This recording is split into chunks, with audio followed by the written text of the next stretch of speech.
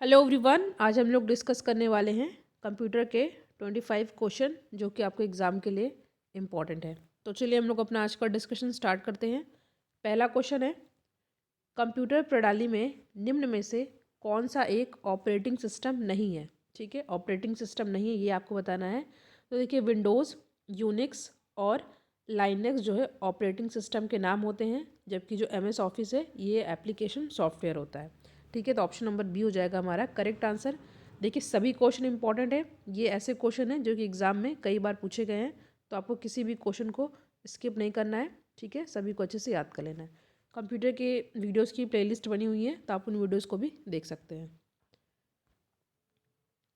तो MS office क्या होता है, ये एप्लीकेशन सॉफ्टवेयर होता है। बाकी विंडोज़, यूनिक्स और लाइनक्स जो है ये ऑपरेटिंग सिस्टम के नाम है। ठीक है, नेक्स्ट क्वेश्चन है, इंटरनेट पर कंप्यूटर की पहचान किस प्रकार निश्चित होती है।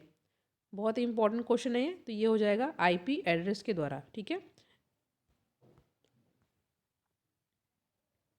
तो इंटरनेट पर कंप्यूटर की पहचान IP एड्रेस के द्वारा होती है। जब भी कंप्यूटर वेब से कोई सूचना प्राप्त करता है तब इसका IP एड्रेस इसकी पहचान के रूप में कार्य करता है। ठीक है, थर्ड क्वेश्चन है हमारा, कंप्यूटर प्रणाली में निम्न में से सबसे अधिक संग्रह क्षमता किसकी होती है। स्टोरेज कैपेसिटी की बात हो रही है, तो यहाँ पे हमारा जो सही आंसर होएगा यहाँ हो जाएगा option number C, terabyte.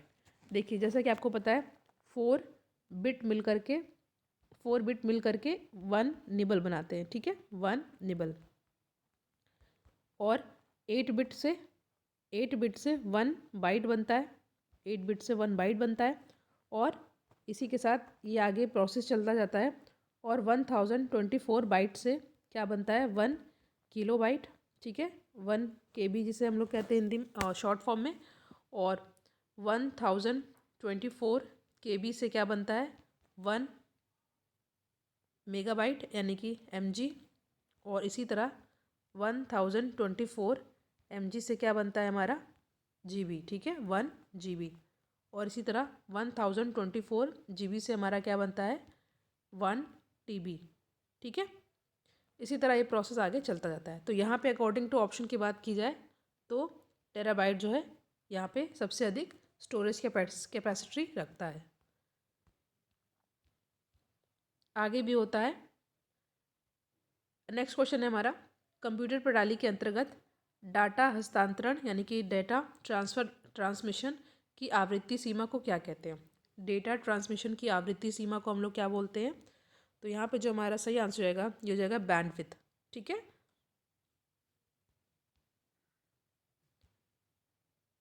Next question है, किसी कंप्यूटर की परमानेंट मेमोरी क्या कहलाती है। एक परमानेंट मेमोरी होती है, एक टेम्पोररी मेमोरी होती है। तो यहाँ पे जो रोम होता है जिसका फुल फॉर्म होता है रीड ओनली मेमोरी। ठीक है, रीड ओनली मेमोरी, ये क्या होता है, ये जो है हमारा परमानेंट मेमोरी कहलाती है। कुछ इंपॉर्टेंट फैक्ट आपको याद कर लेना है। रोम यानी कि रीड ओनली मेमोरी। ठीक है, जैसा कि आपको नाम से यहाँ पे पता चल रहा है कि मेमोरी में संग्रहित सूचना को केवल पढ़ा जा सकता है। ठीक है, इसे परिवर्तित नहीं किया जा सकता है। ठीक है, कंप्यूटर के बंद होने पर भी रोम में जो संग्रहित सूचनाएं होती हैं, स्टोर्ड इन्फॉर्मेशन होती है, वो नष्ट नहीं होती है। इसीलिए रोम को परमानेंट मेमोरी कहा जाता है, स्थायी स्मृति कहा जाता है। ठीक है, तो यहाँ पे C is the correct answer. Next question है हमारा, निम्नलिखित में से क्या कंप्यूटर प्रणाली से संबंधित नहीं है। ठीक है, तो जो EFP है ये कंप्यूटर प्रणाली से संबंधित नहीं है। बाकी PPP जिसका फुल फॉर्म होता है आपका पॉइंट प्रोटोकॉल। ठीक है, और FTP जैसे मैंने बताया फाइल ट्रांसफ़र प्रोटोकॉल। और यहाँ पे URL जो कि एग्ज़ाम में कई बार इसका फुल फॉर्म पूछा जाता है, इसका फुल फॉर्म होता है यूनिफॉर्म रिसोर्स लोकेटर। ठीक है, ये तीनों ही कंप्यूटर से रिलेटेड है। जबकि बात की जाए EPF की, ये जो है कंप्यूटर प्रणाली से रिलेटेड नहीं है, इसका फुल फॉर्म होता है एम्प्लॉयज़ प्रोविडेंट फंड। ठीक है, PP का क्या होता है, computer point two point protocol. FTP का होता है फाइल ट्रांसफ़र प्रोटोकॉल। URL इसको अच्छे से याद कर लीजिएगा, इसका होता है यूनिफॉर्म रिसोर्स लोकेटर। अगला प्रश्न है आपके सामने, किसी कंप्यूटर में से कौन सी कंप्यूटर कुंजी दबाने से संपूर्ण आलेख का चयन किया जाता है? सेलेक्ट की बात की जा रही है, तो Ctrl+A। ठीक है।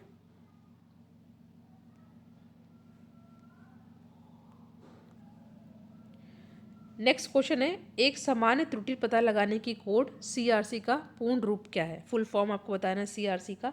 तो CRC का फुल फॉर्म होता है साइक्लिक रिडंडेंसी चेक। ठीक है। और इसका उपयोग जो है मेनली किस लिए किया जाता है? डिजिटल नेटवर्कों एवं भंडारण युक्तियों में डेटा के आकस्मिक परिवर्तन की वजह को ज्ञात करने के लिए। ठीक है। तो option number C is the correct answer. Next question is, कौन सी कोटि BIOS का सर्वोत्तम परिभाषित करती है? तो यहाँ पे हमारा पहले तो आपको BIOS का फुल फॉर्म पता होना चाहिए। तो होता है basic input output, basic input output system. ठीक है, आउटपुट सिस्टम। तो यहाँ पे जो हमारा सही आंसर हो जाएगा, BIOS का सर्वोत्तम परिभाषित करती है, ये होता है क्या? फर्मवेयर। ठीक है। नेक्स्ट क्वेश्चन है, ये कई बार एग्जाम में पूछा गया है, एक कुकी क्या है?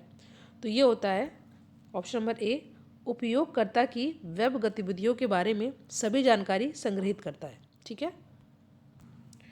इसमें क्या होता है, जो भी यूज़र होता है, उपयोगकर्ता द्वारा देखी जाने वाली वेबसाइट द्वारा बनाई गई फाइलें होती हैं, कुकी ब्राउजिंग की जानकारी जैसे कि उपयोगकर्ता की साइट, ठीक है, प्रोफाइल संबंधित सभी जानकारी को स्टोर करके रखता है। ठीक है। एक उपयोगकर्ता वेबसाइट द्वारा सहेजी गई कुकी को सक्षम या असक्षम कर सकता है। ठीक है। तो यहाँ पे ऑप्शन नंबर ए हो जाएगा हमारा सही आंसर। नेक्स्ट है, कंप्यूटर प्रणाली में निम्न में से क्या इनपुट डिवाइस का उदाहरण नहीं है? जिनसे हम लोग कंप्यूटर को इन्फॉर्मेशन देते हैं, वो हमारा इनपुट जो है डिवाइस कहलाती है। ठीक है।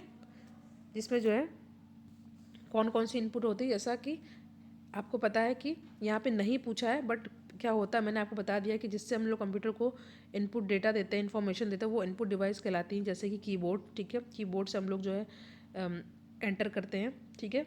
और इसके अलावा स्कैनर्स भी हमारा इनपुट डिवाइस होता है, माउस से भी इनपुट डिवाइस होता है, प्रिंटर से हम लोग ये प्रिंट आउट लेते हैं, तो ये प्रकार का आउटपुट डिवाइस हुआ। ठीक है।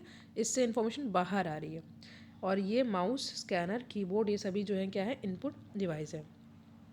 इनपुट और आउटपुट दो होते हैं, और keyboard, mouse, scanner, light, pen, ये सभी इनपुट डिवाइस होती हैं। और मॉनिटर हो गया, इस पर हम लोग इन्फॉर्मेशन को देखते हैं। और प्रिंटर हो गया, ठीक है, प्रिंट आउट निकालते हैं। प्लॉटर, ये सभी जो है आउटपुट डिवाइस होती हैं। ठीक है। फिर से सेम क्वेश्चन है, कंप्यूटर में निम्न में से कौन सा इनपुट डिवाइस नहीं है? तो ये 2 बार हो गया है, तो यहाँ पे ऑप्शन नंबर बी हो जाएगा सही आंसर। नेक्स्ट क्वेश्चन है, निम्न में से दिए गए विकल्पों में से उस विकल्प को चुनिए जो भिन्न है। लाइनेक्स, गूगल, iOS और विंडोज़। पहले क्वेश्चन में मैंने आपको बताया था लाइनेक्स, विंडोज़ और iOS ये सभी क्या है? ये जो है ऑपरेटिंग सिस्टम है। बाकी गूगल तो आपको पता ही है सर्च इंजन है। ठीक है। तो यहाँ पे ऑप्शन नंबर बी हो जाएगा हमारा सही आंसर। गूगल से हम लोग चीज़ों को सर्च करते हैं। ठीक है। बाकी ये iOS, विंडोज़, लाइनेक्स ये ऑपरेटिंग सिस्टम होता है। कंप्यूटर प्रणाली में ALU का फुल फॉर्म पूछा है, तो यहाँ पे सही ये भी क्वेश्चन बहुत इंपॉर्टेंट है, इजी है, बट कई बार एग्जाम में पूछा गया। CCC के एग्जाम में भी ये सभी क्वेश्चन इंपॉर्टेंट है। तो ALU का फुल फॉर्म क्या होता है? Arithmetical logical unit. Option number A हो जाएगा हमारा सही आंसर। ये काम करता है, ये काम जो है करता है जो हमारे मैथमेटिकल कैलकुलेशन होता है, यूनिट गणितीय तथा तार्किक संसाधनों हेतु इसका प्रयोग किया जाता है। कैलकुलेशन हो गया, बाकी चीज़ों के लिए इसका यूज़ किया जाता है। ALU। नेक्स्ट क्वेश्चन है, टेलीफोन नेटवर्क के तारों पर डाटा संचारण द्वारा इंटरनेट उपलब्ध के लिए कौन सा प्रौद्योगिकी इस्तेमाल किया जाता है? ठीक है। तो यहाँ पे सही आंसर होगा डिजिटल सब्सक्राइबर लाइन। ठीक है। टेलीफोन नेटवर्क के तारों पर डेटा संचारण द्वारा इंटरनेट उपलब्ध कराने हेतु DSL यानी कि डिजिटल सब्सक्राइबर लाइन टेक्नोलॉजी का इस्तेमाल किया जाता है। तो option number D is the correct answer. Computer में कौन हार्डवेयर है? ठीक है। देखिए, कंप्यूटर के उन पार्ट्स जिसको हम लोग टच कर सकते हैं वो हार्डवेयर कहलाते हैं, और जिसको हम लोग टच नहीं कर सकते हैं वो क्या कहलाता है? सॉफ्टवेयर। ठीक है। तो CD-ROM ठीक है। CD रोम जिसका फुल फॉर्म क्या होता है, compact disc read only memory, ये ऑप्टिकल डिस्क होता है और ये हार्डवेयर होता है। ठीक है, तो ऑप्शन नंबर यहाँ पे सी इज़ द करेक्ट आंसर।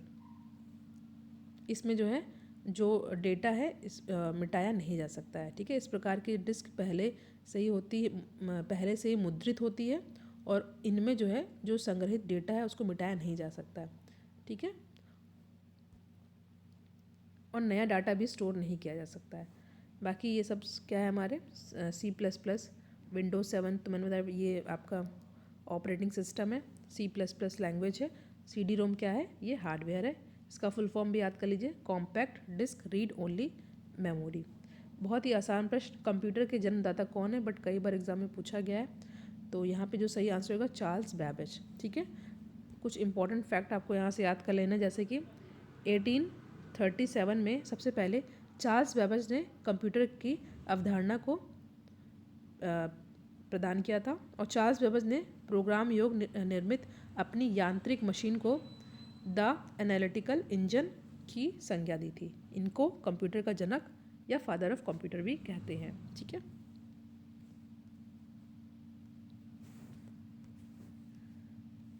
अगला क्वेश्चन है, निम्नलिखित में से कौन सा लैंग्वेज पास्कल से प्राप्त सिस्टम प्रोग्रामिंग लैंग्वेज है एवं रक्षा एप्लीकेशन के लिए अभीष्ट है। तो ये है एडा। ठीक है, option number D is the correct answer. इसका विकास जो है 1980 के दशक में हुआ था और इसे एडा 83 नाम दिया गया था। ठीक है, एडा 83। नेक्स्ट है, कंप्यूटर में डाटा का किस रूप से भंडारण होता है। किस रूप में भंडारण होता है, बाइनरी के रूप में। ठीक है, 0 और 1 ये होते हैं बाइनरी नंबर्स। नेक्स्ट, निम्न में से कौन सुमेलित नहीं है। ठीक है, तो MS वर्ड DOC ये सही है, MS एक्सेल XLS ये भी सही है, MS पेंट JPG ये सही है, MS पावर पॉइंट ये PTP ये नहीं होगा। ठीक है, इसका PPT होता है, पावर पॉइंट PPT होता है, PTP नहीं होता है। ठीक है, तो ऑप्शन नंबर डी ये सही सुमेलित नहीं है। MS पावर पॉइंट एक लोकप्रिय प्रेजेंटेशन सॉफ्टवेयर है, इसे प्रेजेंटेशन तैयार किया जाता है और इसका जो है एक्सटेंशन क्या होता है या फाइल विस्तार क्या होता है, PPT। बाकी चीज़ों को भी आपको अच्छे से याद कर लेना है, यहाँ पे उल्टा दे दिया गया है। ठीक है, नेक्स्ट है, निम्नलिखित में से कौन सा कंप्यूटर एनालॉग आउटपुट को डिजिटल फॉर्म में परिवर्तित करने में मेनली यूज़ किया जाता है। ठीक है, एनालॉग को डिजिटल में कैसे कन्वर्ट किया जाता है, किसके द्वारा, तो ये हो जाएगा हाइब्रिड कंप्यूटर के द्वारा। ठीक है, हाइब्रिड कंप्यूटर में एनालॉग कंप्यूटर एवं डिजिटल कंप्यूटर दोनों के गुण होते हैं। ठीक है, तो यहाँ पे जो है और ये जो है एनालॉग आउटपुट को डिजिटल फॉर्म में परिवर्तित भी कर सकता है। तो यहाँ पे ऑप्शन नंबर सी हो जाएगा सही आंसर। नेक्स्ट है, निम्नलिखित में से कौन सा कंप्यूटर एनालॉग कंप्यूटर को, आई थिंक सेम क्वेश्चन है। अगला प्रश्न है हमारे सामने, निम्न में से कंप्यूटर नेटवर्क में क्या अद्वितीय नहीं होता है। ठीक है, तो ये जो वर्क ग्रुप का नाम है ये जो है अद्वितीय नहीं होता है। देखिए, कंप्यूटर नेटवर्क में वर्क ग्रुप का नाम जो है ये अद्वितीय नहीं होता है और जो होम ग्रुप नेटवर्क या छोटे ऑफिस नेटवर्क बनाने के लिए वर्क ग्रुप का निर्माण किया जाता है। ठीक है, वर्क ग्रुप का निर्माण किया जाता है। इसके द्वारा फाइल, प्रिंटर आदि के शेयरिंग दूसरे नेटवर्क पर आसानी से की जा सकती है। ठीक है, और वर्क ग्रुप का नाम सभी कंप्यूटर के लिए एक समान होना चाहिए। अगला प्रश्न है, कंप्यूटर प्रणाली में CD रोम द्वारा क्या दर्शाया जाता है। देखिए, CD रोम का फुल फॉर्म मैंने अभी आपको बताया था। अगर आपने वीडियो को अच्छे से देखा है तो CD रोम का फुल फॉर्म कमेंट सेक्शन में ज़रूर दीजिएगा फिर से। और यहाँ पे कंप्यूटर प्रणाली में CD रोम द्वारा क्या दर्शाया जाता है, ये दर्शाया जाता है ऑप्टिकल डिस्क को। ठीक है, ऑप्शन नंबर ए है हमारा सही आंसर। नेक्स्ट क्वेश्चन है, निम्न में से कौन सा एक कंप्यूटर ऑपरेटिंग सिस्टम नहीं है। कई बार मैंने आपसे डिस्कस किया है, Linux, MS DOS, MS word या यूनिक्स। ठीक है, तो यहाँ पे सी इज़ द करेक्ट आंसर। ठीक है, ये मैंने आपको बताया ये क्या होता है, ये एप्लीकेशन सॉफ्टवेयर होता है। बाकी लाइनक्स, MS DOS, यूनिक्स ये क्या है, ऑपरेटिंग सिस्टम है। तो सी इज़ द करेक्ट आंसर। आज का हमारा आखिरी प्रश्न है, माइक्रोसॉफ्ट एक्सेल की कंप्यूटर फाइल को किस प्रकार नाम दिया जाता है।